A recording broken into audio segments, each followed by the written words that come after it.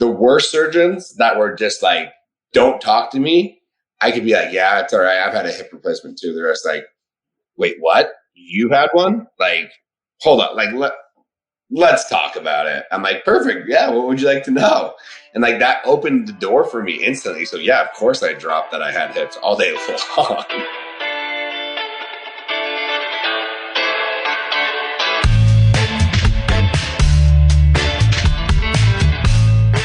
Clock in, scrub up, and join us behind the red line. You're listening to First Case, a perioperative podcast bringing you exciting interviews, engaging discussions, and innovative solutions that are changing the way patients receive surgical care. Each episode, we talk to frontline staff, perioperative leadership, and nursing entrepreneurs from across the country as they share their stories, experience, and expertise on the industry we love. From the back table to the boardroom, from wheels in to wheels out, we tackle the real-life issues affecting the OR. Whether you're tuning in for surgical service education or inspiration, we're glad you're here. And now it's time to roll back and start the first case.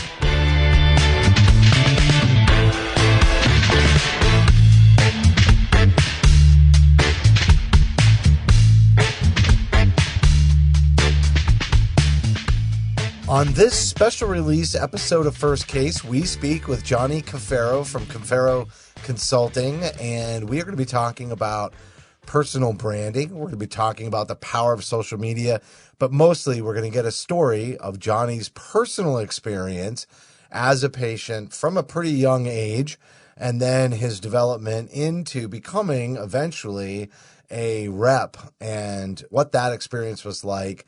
And also the fact that he continued to have procedures after he became a medical device rep. So very interesting story today, Melanie. He does. He has a fascinating story. I enjoyed listening to it when I talked to him before we even did this interview, and probably could have just recorded that conversation that we had the first time. But we get to do it again, and we get to talk to him again. And it's just... one word that comes to mind is multifaceted, because there is just so much that plays into his story and his experience and then what he's done with it. It's really just a treat, I think, to get to have him on the show. Absolutely. All right. We're going to be right back after a short break with Johnny Cafaro.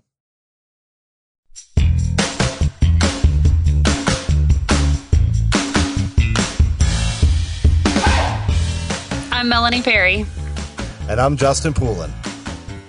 A 17 Studios production, you're listening to First Case.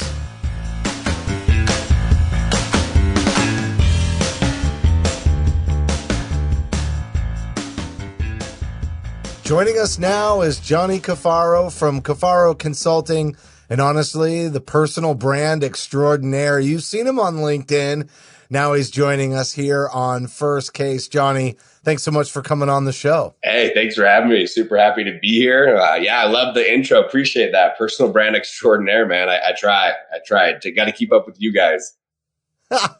That's very nice of you. I will say you've had a busy couple of weeks, and so, we feel pretty lucky to be getting you on the show. I know you've been putting some crazy things together. I'll just leave it out there as a teaser. By the time the episode releases, maybe more cats will be out of the bag. But in the meantime, why don't you just tell everybody about your background? And I'd like you to talk also about the power of LinkedIn as we kind of tee up our conversation today, because I know that that's something you've had a great deal of success with. And we really want to encourage everybody who listens to the show to get involved in social media to help build these cultures that, really ignite our passion and give us pride in the work that we do, and really build a real culture, not a work culture, but like a professional culture in the industry. So talk about your background in all those areas. I mean, again, happy to be here, guys. Appreciate it. So yeah, my background is, everyone always says, the first question is, how long have you been in the industry? Right. And so then I always say, I've been in the industry my whole life, because I have a rare disease called late Calf-Perthes disease. And so it's when the femoral head doesn't get enough blood supply. So for all those that don't know it, it looks like the normal bald socket goes like that. Mine grew like a tomahawk, so it would slip out of socket. So 5 years old, I'm running, and I just face planted. My dad's like, my son's a little bit more athletic than just to eat it just straight up. Like, what was that? So I get up, I shake it off. Little did I know, my hip completely came out of socket and I just face planted it. Like I had nowhere, like it just came out. So I get up, I guess I popped it back in. I don't know, but it's then I just face planted again. And so my dad's like, all right, let's go get in the car. The next week we go to Primary Children's Hospital and I get diagnosed with that disease. And so that's where I say like, yeah, I've been in this industry for the longest time. Hips are my best friends because I've been dealing with it ever since birth. And so then I got my first hip replacement after I went on a church mission in Finland. And it just like, it was destroyed. Like it just didn't take like, and it was the worst surgery in the world. And I'm sorry for people that have had it. It's called a periacetabular osteotomy. And it's it's a very rare surgery. Not a lot of specialists do it. It's just rare. And so then it didn't take it just after 18 months, like it was worse than the hip before the pain of the surgery. And so then I'm just going along life and like trying to like figure this out. I'm working at a tech company and then I get my second hip replacement because it just completely failed. Like awful. Little did I know during that second hip replacement, the surgeon just fractured my femur. And we can get into more details, Melanie, and we talked about me as being a patient, but I was shocked because like, I'm not walking upstairs for a month. I'm like, this is supposed to be same day. Like what's going on? And so little did I know, like, there's got to be a career in this, right? Like, I just got let go. I drive down to the beach to harass this manager at Stryker, like, hey, get me a job. I'm in a suit on a beach, sweating. I'm like, I want this job. I promise I'll do good. So I finally get the job and I'm working at Stryker and like my hip's hurting, like I'm dying. I'm carrying 50-pound totes, instruments running from OR to OR, just trying to make sure the cases are going smooth. And I'm just like in so much pain and surgeons are like, let's give you a shot in your back. Let's look at this. I'm like, I'm in the industry now. It's my femur. It's right here. Come on, guys. Like, I know what I'm talking about now because as a patient, like sometimes you don't know where it hurts or like, and then the doctor's like follows you through and like, hey, let's just try this. Let's try this. And sometimes as a patient, you do know exactly where it hurts and they still won't listen. And that's a very frustrating part. So we'll get into that a little bit later. Some questions we should ask the surgeons to be able to help us walk us through that process. But then I went out to trauma training and the instructor, Dr. Rosemary Buckle, she's like, you look like you're in a lot of pain. Like, what's wrong? I'm like, I got 2 hip replacements. It's not healing. No one believes me that it's my femur. We look at my x-ray. She's like, I don't see anything. So then she calls a surgeon at HSS, Hospital for Special Surgeries. And he's like, yeah, get him down to my office right now. We'll see him. Walks me down to an MRI, lights up like a Christmas tree. It's broken. It's fractured. So then I had to get my 3rd hip replacement. So within 4 years, I had 3 hip replacements and I was in the industry. And then that's how I got into the industry. And I mean, it's crazy because it comes full circle. Like I have a metal implant in my hip. I've sold metal implants. I've marketed metal implants. Like it's been awesome because of my story. I got into my career. And so then you talk a little bit about LinkedIn and personal branding. I was at a little bit smaller companies and I was trying to be able to get their brand awareness out. So then I just started using my personal story about my hips and talking about the company's hips or talking about their product, kind of meshing it hand in hand, trying to bring awareness and be able to bring awareness to myself. And it started just like steamrolling and like people are starting to pick it up. I was posting cases, inside surgeries, and you get this 2 years ago. I don't know if you guys remember this, but there was no surgeries posted on LinkedIn. There was no x-rays on LinkedIn 2 years ago. There's probably like maybe 5 or 6 surgeons. Now it's like blew up. It's everywhere. Everywhere. It's x-rays, it's surgeries, it's surgeons talking on each other, helping each other. So it's like, it was crazy. I was like, man, I started a little bit something because like where I live here in Utah, they call it the Silicon Slopes. Like it's the tech valley of the world now, not Silicon Valley anymore. It's the slopes. And so I saw all my friends like blowing up LinkedIn here in Utah. I'm like, listen, if they can do it in the tech industry, I'm going to try it in the medical field. No one's doing it. No one's even touching it. I'm like, I have a voice. I have a story. Let's go. Let's see if people will listen. And I went from 1,800 followers to now 21,000. Like it blows my mind that a lot of people are interested in what I have to say. Yeah, well, here's the thing. Your story is intriguing, obviously, and I know you just kind of took a brush and painted really broadly. I feel like we got this canvas and you kind of got your base coats down for us in the conversation, but now we got to go in and put the happy little trees I had in to there yeah. And happy and little so accidents. yeah, oh, happy little accidents. I like that even There better you because go. you had a couple of unhappy Very, accidents. very. So you were young. The first thing I want to ask you is, as a kid, you get this like weird diagnosis, and I think you might be the first person we've had on the show that's talked about a patient experience, right? Really.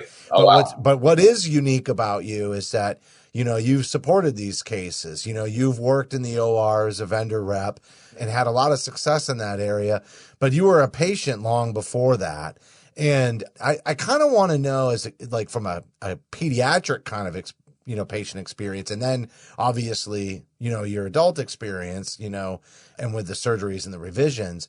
But when you got this diagnosis, how did you feel about that as a kid? Did you even know what it really meant? Did you let it hold you back at all? Like, how did you even process that? Yeah. So, I mean, we go there and I don't think anything's wrong, right? I mean, I just thought I tripped. And so my parents they both take me to the hospital. We're sitting in there. We did my x-rays. And then the surgeon and the PA come in. Like, usually they don't both come in, and they both came in. He was like, you should sit down. And they said, your son has a very severe case of late Cath-Perthes disease. And it's 4 out of every 100,000 babies get this disease. And you could just see my mom's eyes just start tearing down. And like my dad just like taking a gasp, be like, what? Like, what is this? They put up the x-rays, and I don't know anything. And my parents don't know anything. We're not in the orthopedic field. We're not medical experts at all, but you can clearly see that something is very wrong with that hip joint. Like, it's not a ball at all.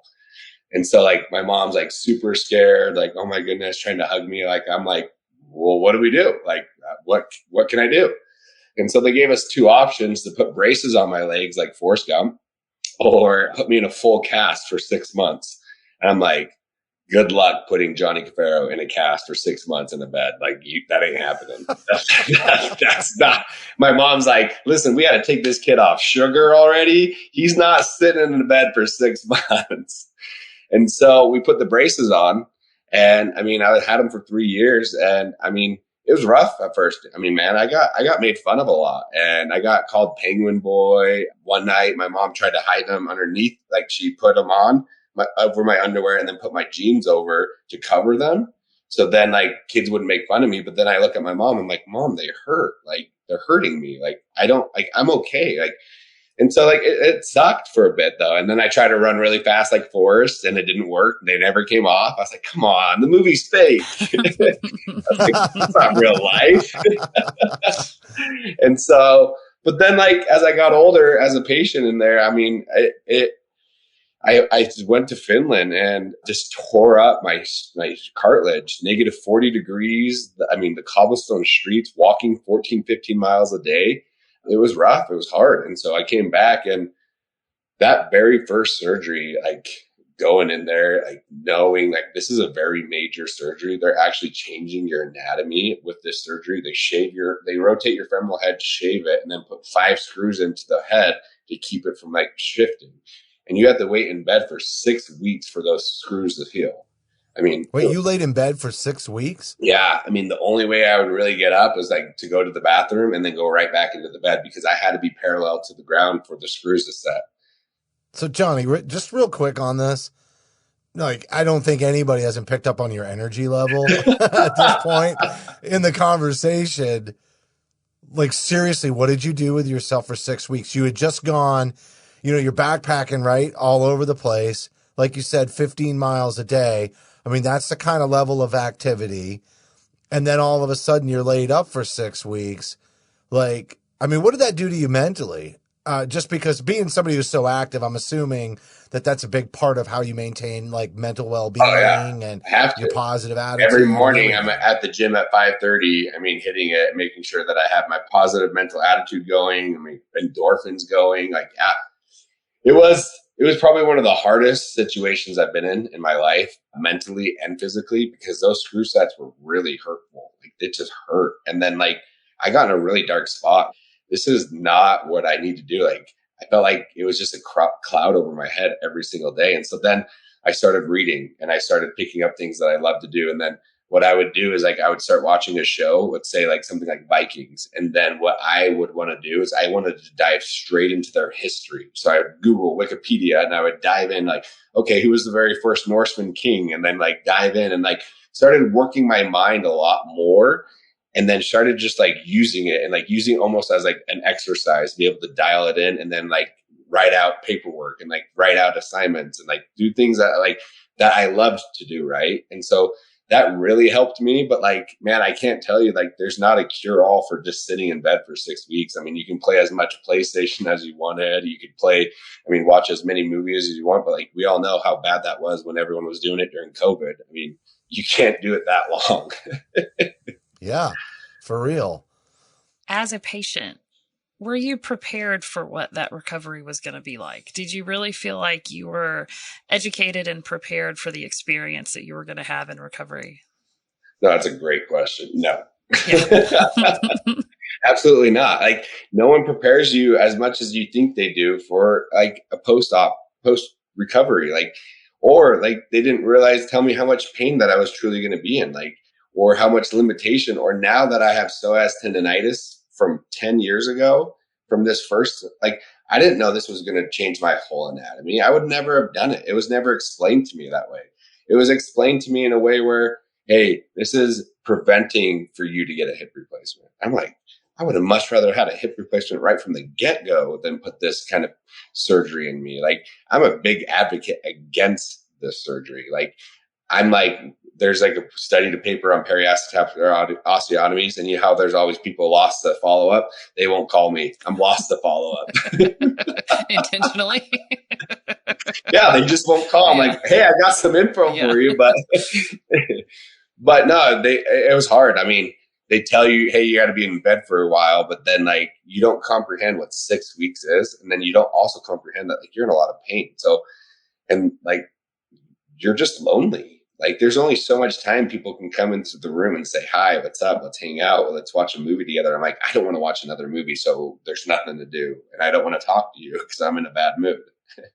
So yeah, it's hard. Yeah, it's kind of hard, right? Because when you're in that space, you know, it's not good for you to necessarily be alone with your thoughts entirely, but it doesn't help you to make it feel like you're just bringing everybody else down with you, right? You're kind of trapped a little bit in that. I like how you were constructive about researching, right? So you had a distraction from the pain, not just the medications, right? You had a mental distraction from the pain, and it gave you something that was, you know, at least made you feel productive with that time. I think, to your point, I don't want to watch another movie. It was a great realization to come to. Yeah, it was. I mean, I wanted to work something with my mind. And here's another thing. I didn't take a painkiller after that surgery, after I left the hospital too. So like, cause like, wait, when you got discharged, you never had another pain med after that? So I haven't taken any pain meds after I leave hospitals. I won't do it. If I'm on a drip, once that drip's out, I won't take anything else. I'll only take ibuprofen. I won't take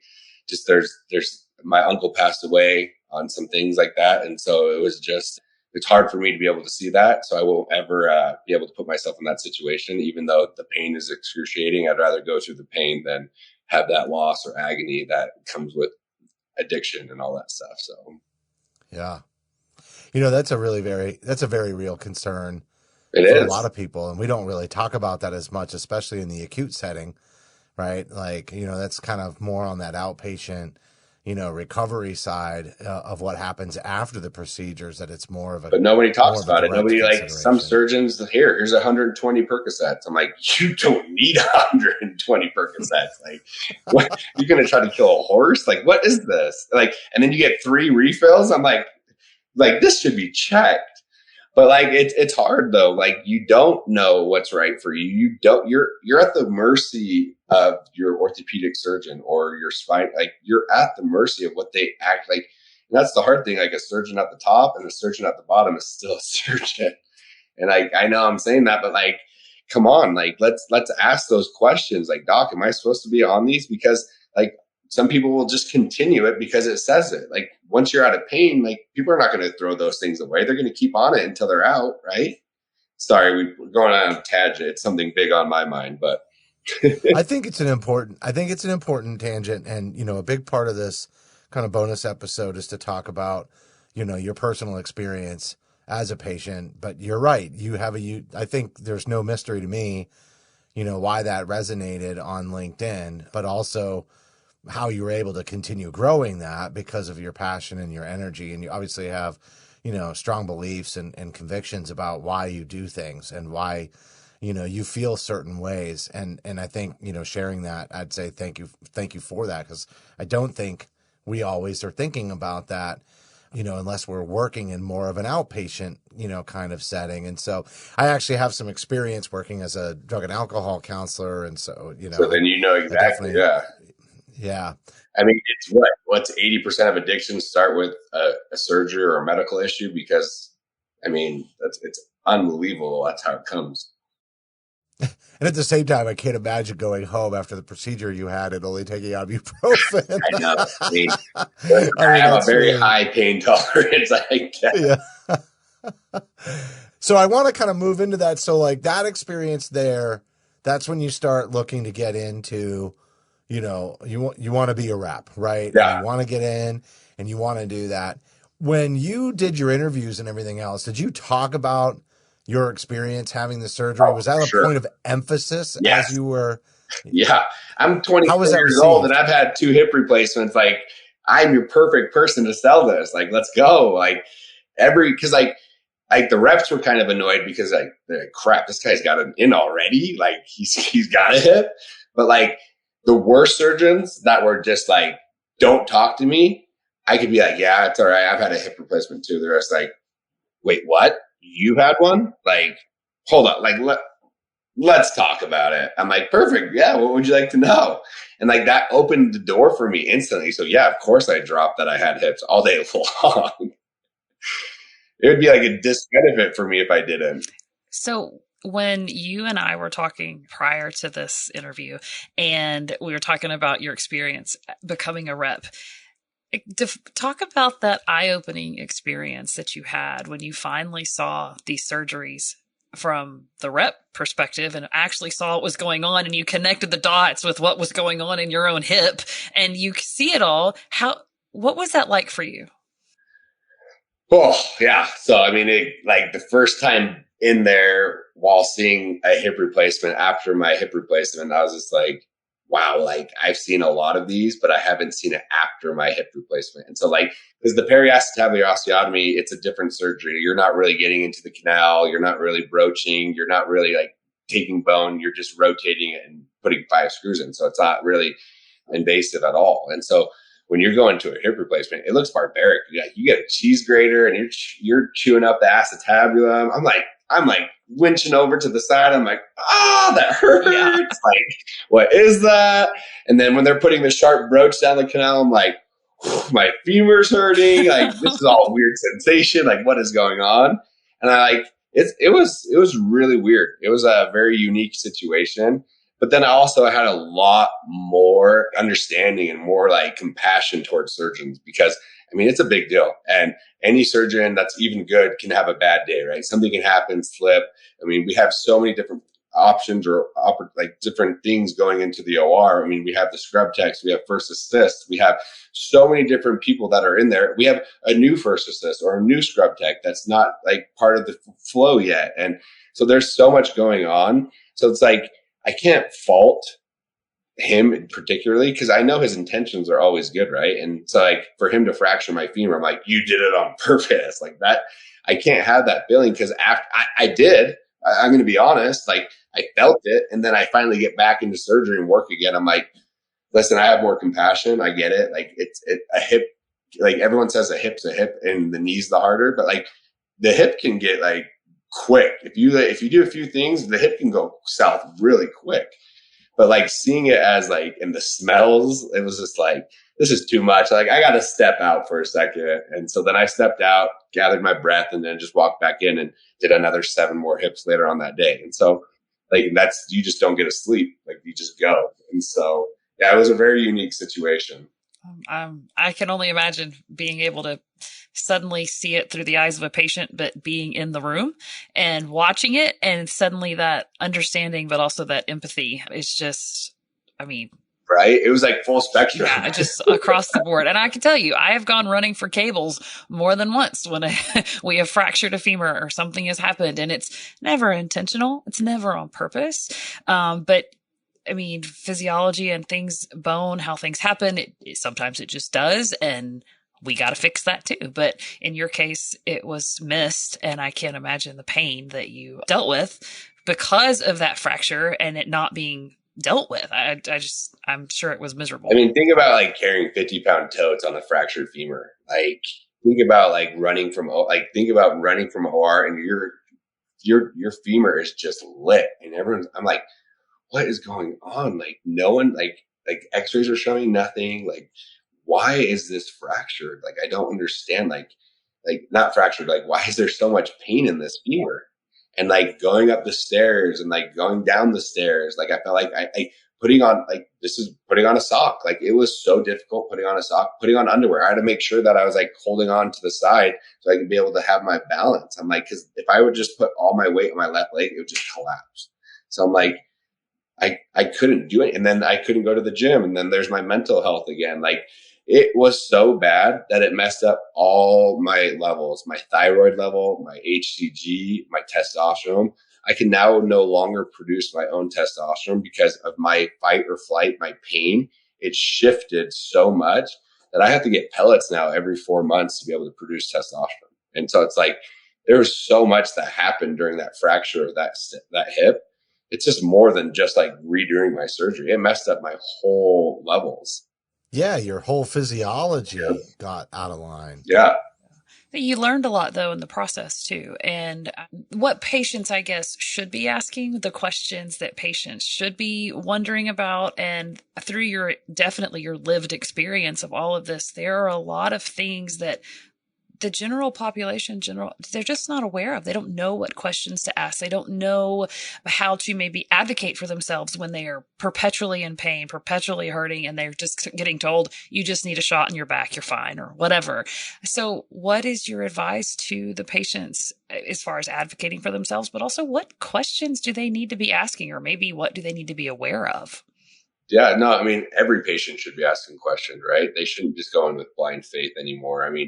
There was a day that you couldn't go in, you have to trust the surgeon, but now there's just so much data, information that people can go and search stuff, right? So they don't have to just go to that person because that's the only person. And then you have to do like, hey doc, what kind of procedure do you do? What are you most comfortable with? Are you like, do your research? Are you like, we'll talk about hips. Do you go for the front or do you go through the back? Okay. Give me the reasons why you won't do one and you do the other. Okay, do you have a robotic system where it helps you assist and be able to make you have better cuts? Like, are you using any kind of technology to help you do better? Like, that's a great question to ask because some people I believe there's some better products out there that help you with if you have the medical technology out there. Robotics are great. I mean, there's also things that help you have better alignment, right? And so asking those questions, like, and then asking what kind of stem are you going to use? Like, it doesn't hurt. Like, okay, doc, I've researched a lot of different companies. There's a couple of stems out there. I mean, you don't have to get into that, but like patients don't know that there's like different types of hip stems. There's an ML taper stem. So a medial lateral wedge stem that just goes in. There's a 3-degree conical taper that goes out to the cortices. So it's around. So it just keeps going down. So you have the Riemann broach. And then there's the compaction type broaching, like the Karai. So it sits in. So it creates a cancellous bone for the stem to sit in. So like, hey doc, what stem do you think you're going to plan on using? Right? Like, it's okay to ask that because then it gives you a better understanding, better research. And like, hey doc, I see that we're looking at my hip. Like, I was looking at, there's different classifications of a bone. Would you say mine's type A, type B, or would you say it's type C? Because like, I heard that this stem's a little bit better for type C. Like, I don't know, like, I'm the person that, like I said, I researched Vikings and the first Norseman king that was out there. So like, this is me though, because it's my body and I want to know what's happening. Like, it's a big surgery. People don't understand going into a hip. if your hip is messed up, it throws up your whole body, your knee, your back, your neck. And so it's okay to ask the questions. And hey, doc, how long is it going to take the surgery? Like, what is the recovery like? What does physical therapy look like? Because a lot of people don't ask that. They only get to see a pamphlet and then they go off to their merry way, right? And so it's okay to ask those questions and like having those answers, because then you're going to feel a lot more comfortable. And then if you're in pain and you already maybe like have a hip and they just want to give you a shot, go to the next doctor that will actually listen to you. It's okay to find another doctor. Like, you're not set with that person that your family care doctor prescribed to you. Find another one that will listen to you, like give you that benefit of doubt, right? Like, because it was very frustrating for me as a patient. Nobody would listen to me. Even as a rep, like I know exactly where my pain was. Like it was right there. And they still wanted to give me a shot in the back. And I just kept asking. I wouldn't let anybody do anything. Like somebody wanted to do something there, somebody wanted to do there. I'm like, I'm not doing any more shots in the back. It's just masking the pain if it does. And then it's going to create more of an issue later on when that comes off. And like, you're going to damage it even more because you're not going to feel the pain. You already told us what the damage was. Yeah, it ruined because of that entire time, right? Ruined it. So what would that have done to you if that had continued to extend out and, you were, like you said, you were just masking the issue? Where would you be today if you hadn't continued to do that? This is a great self-advocacy story, for other patients. How many outreaches have you gotten on LinkedIn for people asking your advice on this particular topic itself? Because I can only imagine like that's such a big focus for a lot of your content and everything else. And you built from 1,800 to 21,000 followers, like you said, or connections on LinkedIn. And I'm thinking to myself, there are people that have reached out to you that have a similar story. There are people that have reached out to you that are about to have a procedure that are scared. Somebody's reached out to you, even though it's only 4 out of every 100,000 babies. Somebody's reached out to you and said, my son or daughter was diagnosed with this. Is this all real? Have all these people found you? So you hit everything on the head. The biggest one that gives me the chills is I haven't met a lot of people with my disease. Like maybe in person. I don't even think I've met somebody in person with my disease. Like I have been in the industry for almost more than 33 years, my whole life. And so I just gave away my age. We got to cut that. So like I did a post on like my disease, my childhood disease, and I got 25 messages with people that had late Perthes disease. And they're like, man, thank you so much for your story, like your drive, your motivation. Like I had a similar experience, or I had an easier one than you. And I'm so sorry that you had to go through it. That recovery was terrible. So I can relate. Thank you for actually giving us a voice, because people sometimes don't understand what we went through or had to go through. And then, a couple people wrote like, I just got a PAO. Like, am I in trouble? I'm like, well, I don't want to say you are, but I was. But like, it's overwhelming because I pride myself on creating brands, right? And so, when I want to be Johnny the hip guy, I want to be Johnny the shoe guy, I want to be Johnny Utah. That's my persona. Like Point Break. I live in Utah. My name's Johnny, and it's a perfect persona. So like every time I stepped in a hospital, I'm like, I'm Johnny from Utah. Just call me Johnny Utah. And then everybody would remember, right? So it was a great thing. But I think having my message portrayed out to people, they could be able to trust me because I sell it. I work in the industry. I market it. And then I had it. And so, hey, I'm going into surgery next week. Is there any tips or tricks that you could be able to give me? And ask the questions to the surgeon. I'm like, yeah, is he going through the front, direct anterior? Like, I'm really a big believer in it. 50% of the market share right now is all going direct anterior. But there's also old school surgeons that are really great through the posterior. It's just preference, but I prefer, from my own personal opinion. And the crazy thing is I did my periacetabular osteotomy through the front. And then the doctor said, okay, we're going direct to anterior, going direct to anterior. Then the morning of, he switches it to posterior. Like, I should have walked away. I should have been like, deuces, I'm out. I'm not doing this surgery anymore. You tricked me. I'm like, what? And so like, I think that's got to happen a lot more than just me, right? Like a surgeon's marketing themselves as a DA surgeon. And then the day of surgery, hey, we're going posterior. I mean, that's something to talk about. I mean, I don't know if it's going to be on here, but that's going to be something I'm going to talk about because I'm with Confero Consulting. I mean, I can talk about anything now. So we're good. Yeah, we're all about talking about it. That's in it. You said it. It's in. Let's go. But I think that's, again, the patient advocacy piece like that. I mean, we've kind of moved over the last decade towards a little more transparency in healthcare, to the community. I think for the people that work in the industry, it's pretty transparent, a lot of the things. But from the patient experience, it's kind of the Wizard of Oz, right? Whatever's going on behind that curtain, almost literally, they put you out and you're behind the curtain, don't need to worry about that. And a lot of times I think, and maybe you can kind of speak to this. I know we're getting close to the end here, but we got another 30 minutes. We got time. I'm feeling like a lot of people prefer it that way too. Like, cause it's scary. And so, self-advocacy really does require an immense amount of bravery, not just time to research, not just being willing to stand up to somebody else who's an expert and you not feeling like you have that kind of knowledge. Those are all factors. But I think probably one of the most important as a patient, and I have not had a surgical procedure, so I don't know. You never have had a surgical procedure? Well, little things. Okay, but not like a big skin one. things. Yeah. No, I should have had my shoulder done. I had a 3rd-degree separation, and you didn't do anything to that? Well, so here's what's funny. They said at the time, they said you don't.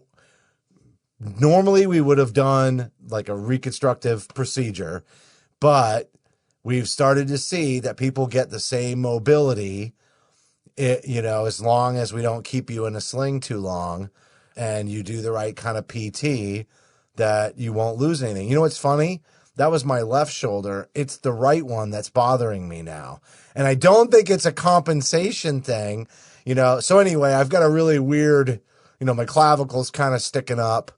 It's got a little weird bump to it, but I mean, my left side's still my stronger side on the bench press. So it's really kind of funny that way. But yeah, so I didn't have the procedure. I broke that collarbone twice as a kid, but as you know, they don't do anything for that other than put you in a sling and let it heal. So it's not that I didn't get messed up. I just never required surgery, I guess. What about you, Melanie? Have you had a surgery? I have. Discount the C-section because that's just one of those things. Yeah, but I still a surgery. It is major surgery. Yeah, absolutely. Yeah. I'm not going to discredit it. But I am also one of the many, many people in healthcare whose body fell apart on them because of being a nurse and being in the OR especially. And plantar fasciitis was my nemesis. I had it so long that it became chronic and I dealt with it for 10 years and it would not go away. Finally, in 2020, actually, I threw in the towel and I said, just fix it. Just make it better. But like you, as it later on in your career, I had been an orthopedic team leader. I worked with these ortho docs. I knew what I wanted and I knew what I didn't want. And I went to a foot and ankle surgeon and said, okay, I don't want the bottom of my feet cut on. I am a nurse. I need my feet. I don't want to run that risk.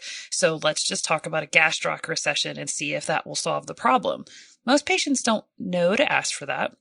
Most people aren't informed enough to know. And for me, it solved about 90% of the problem. And I could go back to work and I was great and I was good.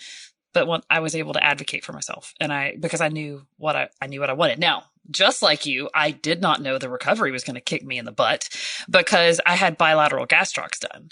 And I couldn't walk for I don't know, it's like 8 weeks and I'm just limping around like a a crazy person. But once they All heal, right. So what did you do? Please don't say you also researched the Vikings. That would be so cool. no, I recorded the First Case podcast, Justin. So I sat in my recliner and we started recording the podcast. That is so great. Oh man. Well, it's not fun, but I mean, it definitely put me in perspective as a patient and one that sells it and the one that has marketed it. Like, it definitely gives me more. What I want to market towards is actually patient advocacy and make sure that people have a better understanding. So how I create marketing material in the past or now, or my brand, is it makes it gears towards like people that have a better understanding of like, what is a hip and like, what are you talking about? And maybe I should do a couple more posts on more patient advocacy where, hey, do you guys know what a hip is actually? And the crazy thing is most of my network will say yes, but then they could be able to reach out and be able to have family members see it. And so I think that's a great idea to be able to talk about that, because people don't understand it sometimes and how real it is. And then how I get to be able to like see full circle all of it. So it's been a really cool journey for me. Absolutely. So Johnny, right before you were kind of asking us if we had ever had a surgical procedure, it's kind of talking about, all the reasons why maybe somebody doesn't advocate for themselves. Right. And I think one of the things though is I think a lot of people don't want to know. And so before you had this knowledge and you were going in for that first procedure, I'm assuming you were still a pretty inquisitive person. It seems like it's second to your nature, but did you really want to know what it looked like during the procedure? What kinds of things did you actually research before that? You even mentioned that, you wound up switching the case to posterior, but at that point you didn't even know what that meant entirely, right? So you say I should have walked out right then, but you don't mean I knew I should have walked out right then. You're saying with hindsight's knowledge, now that I know the industry, I should have walked out right then. Did you want to know what was going to happen, or did you want to go in with blind faith? A little bit of both. I mean, I did research, like you said. I don't need to know what's like actually going to happen I didn't need to know like the blood. Like, I was fine with it. I didn't care. It was like, I wanted to know like recovery, what I was going to do to my skin. I wanted to know how big this incision was going to be.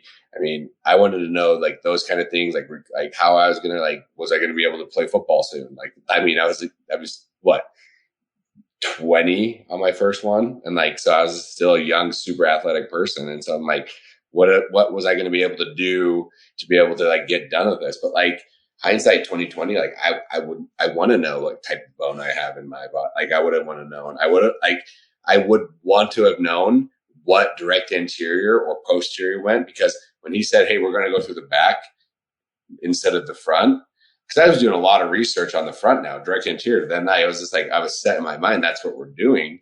And then he tells me what posterior is. And I'm like, I don't know posterior. I don't know like anything about it. Like, okay, I trust you.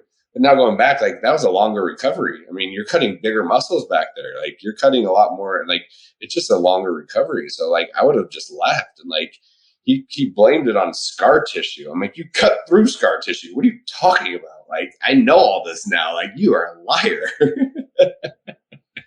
And so it's just like, but the thing is, like, do your research, advocate for yourself. If someone's not listening to you, go to the next person, like we talked about earlier. But then also, like, you don't need to also be that patient that knows everything. Like, don't be that patient, because then like you're going to go in and you're never going to be satisfied. And then you're always going to be like, oh, I need this, like, you got to know. I always just say, know enough to be deadly, to be able to talk for yourself. Right. And so I think that's the best advice I can give people now. Like me, like, I know way too much. Like, I know what surgeon I'd go to. I know approach, what table, what like tape I would put on. Like, I know, like, I didn't know I was allergic to Dermabond. So I had a mask. Oh, you are? Mm-hmm. Did you know until after? No. Yeah. So you should have seen my hip. It became so swollen, so pussy.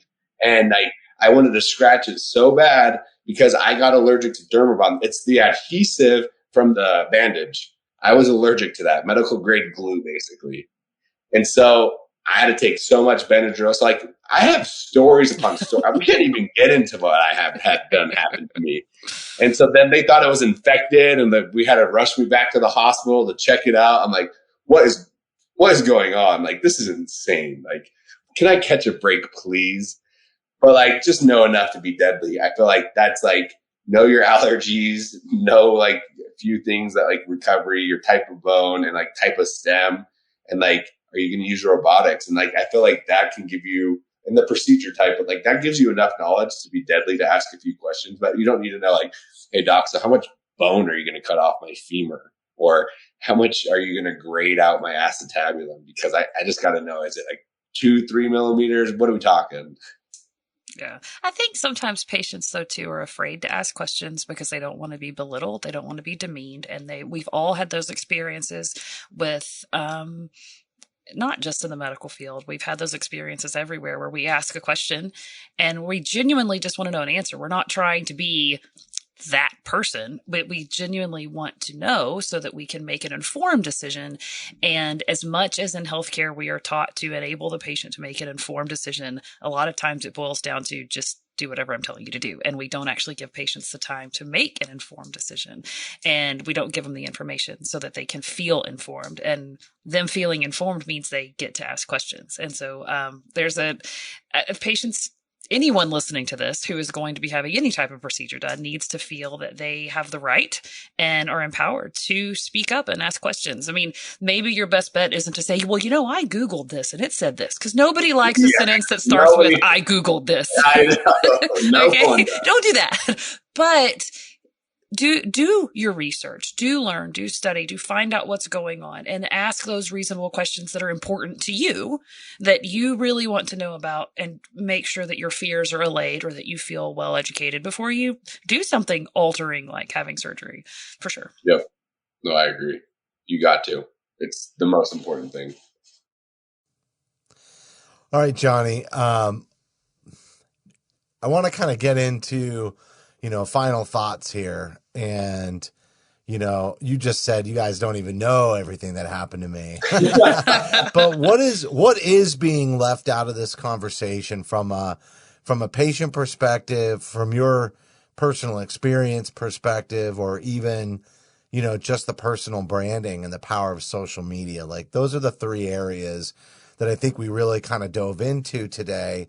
What's being left out of the conversation that just we really need to talk about?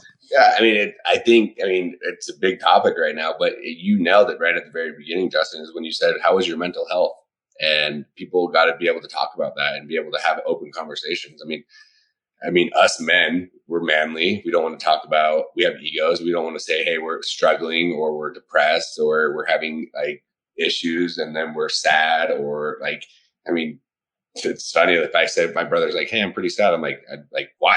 Like, what's wrong with you? Like, or with me, it's like, what's wrong with you? You're always happy. But like having that, like, cause surgery, being a patient, it's hard. Like it's a milestone thing in your life, something big that's happened and it's not going to go away. And so it's like, you're going to feel the pain. So it's just like, it's okay to talk about it. It's okay to like, maybe go to therapy and make sure you're okay with it, because like, a lot of people have PTSD from it, or people have a lot of issues from it. And like, they just like, listen, I should be in a wheelchair and depressed and not like this happy, positive person, because I went through a lot of crap, like 3 surgeries, 4 years, allergic adhesive band made my swelling go up. Like there's opportunities that I had to let go because of my hip, because like I couldn't do it anymore. Like there's just so many different things but like, look at me. I'm a happy, positive person, because there's so much more to life than like saying, woe is me, or like, man, I wish I had this. Like, yeah, I'm 6'6".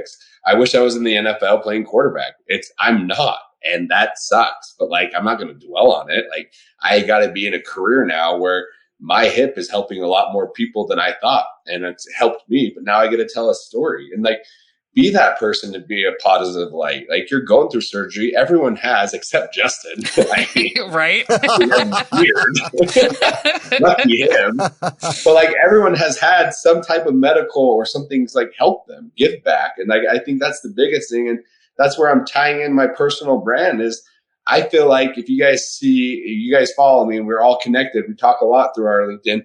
I bring a lot of people along with me in my journey, in my personal brand. Like, of course, there's always going to be a picture of me because that's my personal brand in a sense. But like, there's going to be a picture of my sister and I. There's going to be a picture of somebody that needs a job. There's going to be somebody that I'm working with that I want to be able to talk about because they're a great person. Like, I feel like what LinkedIn can do for people is it's not look at me, it's look at us, look at what we can do as a network. And so I don't ever post anything that's like, I don't care if it's like, it's not going to gain or benefit me.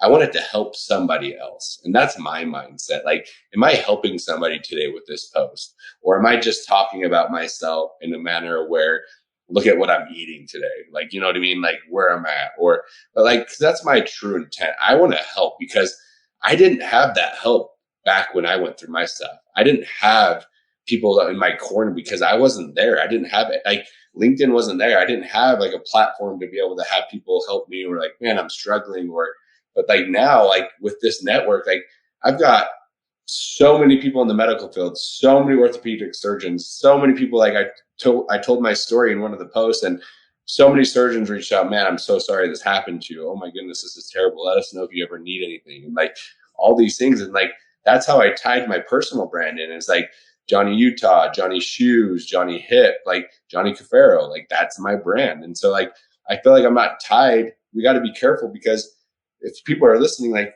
you're not tied to your corporation. You're not tied to the business that you work for. You're not like, because when you leave that company, you're no longer Jake from State Farm. Right. You're Jake somewhere else. So You're still Jake, whether you're at State Farm or not. You're Jake. Right? Yeah, you're gonna always be Johnny Utah. Yeah, right. I mean, that's me because that's where like that's my persona. I'm not changing it.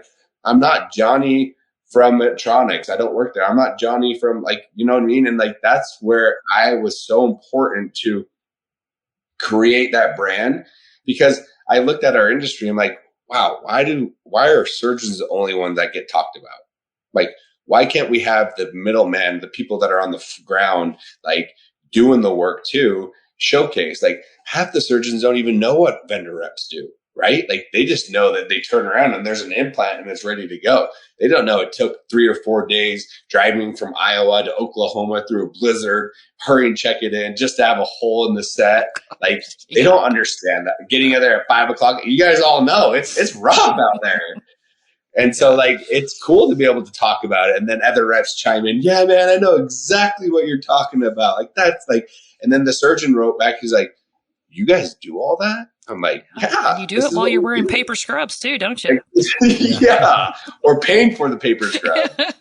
Sorry, I shouldn't bring that You up. know, it's a big thing. What you're talking about is finding that sense of community.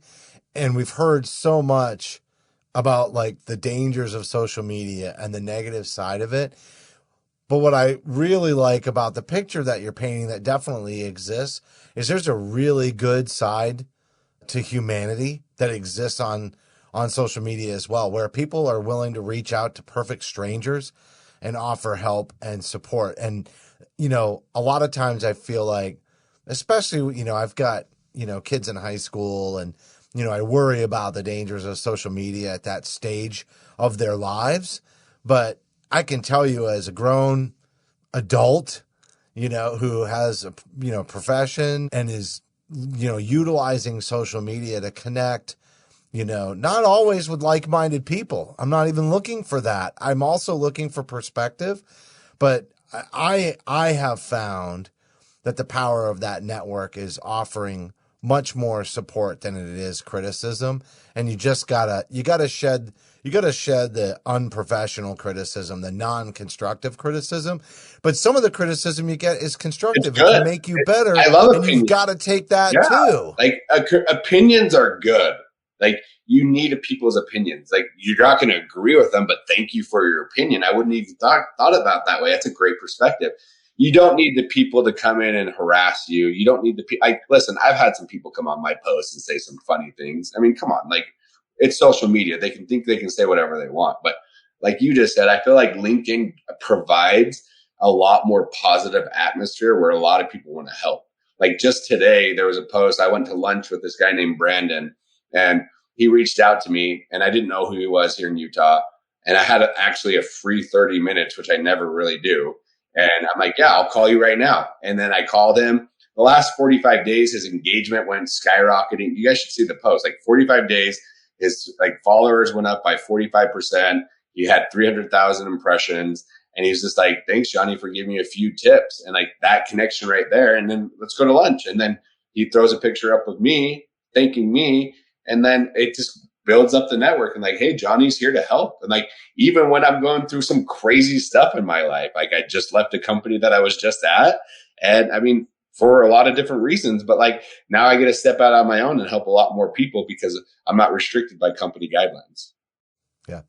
I'll end on this too. You talked about the mental health piece that we really needed to emphasize before we wrapped up and, you know, the power of the network. And I think a lot of people are afraid to be vulnerable on social media too. And, you know, somebody I think that's been doing it really good, that's part of your network, is Greg Van Dyne. And I remember a post that he put up about mental health and his own experiences. And I'm not even going to try to, you know, translate that, you know, through my own words, because I think the picture was as powerful as anything he wrote. But, you know, that's all about vulnerability and the overwhelmingly positive response that he received for that.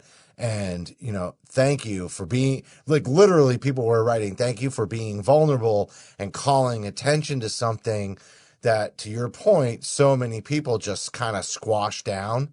And, you know, we do need to role model that ability to acknowledge where we're at instead of keeping it a secret. And then that finding people that are going to, you know, kind of pick us up a little bit and carry us forward. And, you know, a lot of times when people are in their darkest days, they might be trapped into their room for 6 weeks or 8 weeks, as the two of you who have had medical procedures have gone through. Hey man, we're the normal people here. Yeah. Right. I like how you flipped the script there. But then there's the other side of this where, you know, you have, you know, people that part of what's going on in their lives, you know, that's tough, that's causing some of those issues is they're literally alone. And so, you know, don't discount that social media can be a vehicle for somebody, you know, who might just be in some really dark days in their social setting, in their family setting and whatnot, you know, and finding that, you know, sort of connectedness online, you know, kind of keeps them attached to society and humanity instead of isolating. 100%. But like, I thought Greg did a great job with it. Great job. And my thing is like, I almost look at it as therapy writing these posts for me. Like, honestly, like it's a release because when I go back and revisit that childhood and like, cause I've been doing a lot of therapy work, like different kind of therapy to release stuff in my brain. And I went back and I did this weird therapy where I went back when I was 5 years old and I felt that pain when I fell down and I didn't know I felt it. And like, I was harboring that for so long, for 28 years. And like to be able to go back and release that and like talk about that, like it's a great. Are you talking about EMDR? Yeah. Okay. Yeah. That's pretty powerful. Very powerful. It's the traumatic, like eye flickering of your eyes and falling. Yeah. Like it changed. It helped me a lot of different ways. And like, and then I tried this psilocybin. I mean, it's this really cool, amazing stuff that helps you recreate neural pathways in the mind. And so like that one really helped too. And like, I could be able to share my experience, but like, as I'm writing this, it's releasing like this animosity or this sadness because I'm like, I really hope by me sharing and being super vulnerable that I can relate and help somebody. Like my best post that I've ever done was when I got let go from my job and I said I was crying as I was driving home and I had to tell my then wife that I just lost my job. We just bought a house and my child was 6 months old. And I'm like, this was the story where my manager told me to show up in a tank top and shorts and I showed up in a suit and tie instead. And like, I had over 5,000 likes, over 500,000 views and like something like 34 shares and over 500 comments, over 150 messages. Like, thank you. Thank you for being vulnerable. Thank you for allowing us insight of how you were at your lowest lows. You took an opportunity to like grab life by its tail and then just go for that job and you succeeded. So I took them through a journey that a lot of people have been through And it helped me. Like, I'm like, wow, like if I can do that, I can be able to do a lot more things and be able to help a lot more people too. What a great place to wrap the conversation. You put a bow on it real nicely there, Johnny. Thanks so much for coming on, man, and keep up the good work. And I know it's just going to be more and more success from Johnny Utah and Cafaro Consulting. And I can't wait for you to really, start painting that picture for everybody that's part of the network and those that may find you in the meantime. Yeah, man. I mean, I'm super excited. Thanks for having me. I mean, I'm excited for what we're going to do. There's a lot of things in the pipeline right now. And I think it will be very beneficial for everybody in the network to be able to be open to it, what we're doing. So I love being on here. Thank you so much, Justin, Melanie. Really appreciate it.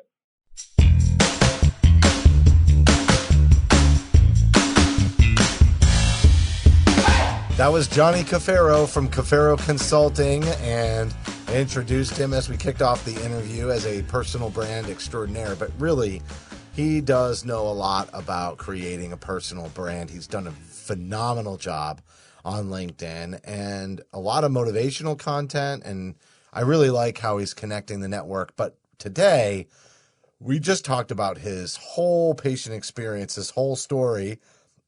And then what a unique perspective. You might think of it kind of going the other way. You're a rep and then you get to a certain age where you need a knee or a hip and you already know about it. I don't know that I've ever heard the story where somebody has had all these procedures and then become a medical device rep. And I know there's others out there. I'm certain somebody's going to wind up commenting on this and saying, oh yeah, that happened to me too. And I had that experience, but it's pretty unique, for somebody to get diagnosed with a illness or a disease at a really young age and then wind up going through surgical complications over time and then wind up in healthcare. Very unique pathway. Like he said, he feels like he's been in the business since he was born. I think he has from his just patient exposure from the very beginning and his exposure to illness and wellness, and then also surgery and whatnot. He has a very wide ranging story and a very unique perspective. One thing that really stuck out throughout the course of the conversation was we were talking about personal branding. And I think a lot of us forget that we are and can be our own brand, separate from, like you said, Jake, from State Farm. I mean, I am Melanie, or you're Justin, he is Johnny, and we create our own brand and we can use that to help other people, to improve the experiences of others. And it's a really good message to take away. When I left nursing and went into a medical sales, role, I remember speaking with a mentor that I had at the time. And he told me, he said, it doesn't matter what company you work for, Justin, you have really got to make the value that you are delivering to the customers the value that you are bringing to the table.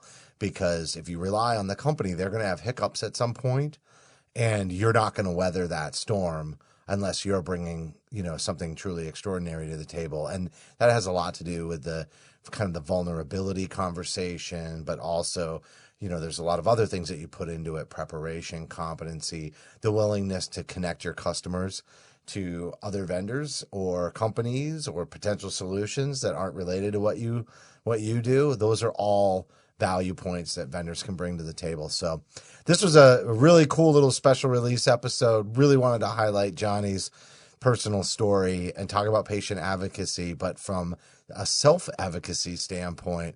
So awesome show. That's going to do it for this week or for this special release episode. But as a reminder, you can help support First Case by subscribing on Apple, Amazon, Google Podcasts, Stitcher, iHeartRadio, Spotify. There's a zillion podcast applications out there. You can find us on any one of them. But I recommend you download our smartphone app for iPhone or Android because that's the best one. It's also the only place you'll be able to get bonus content for certain episodes. And you can search through all the different categories of whether it's the podcast or the articles on the go, as well as looking for specific topics that you might be interested in learning about if you haven't already listened to everything that's on our feed. And while you're there downloading the app, or if you are subscribing on any of the podcast applications, we'd appreciate a rating and review because we love feedback about the show. And in addition to feedback about the show, we also are always looking for good recommendations for guests, topics, or even themes for our seasons. And even if you just have a general question, send an email to info@firstcasemedia.com. On behalf of Melanie and myself, thanks for listening to this week's episode, or this special release episode of First Case.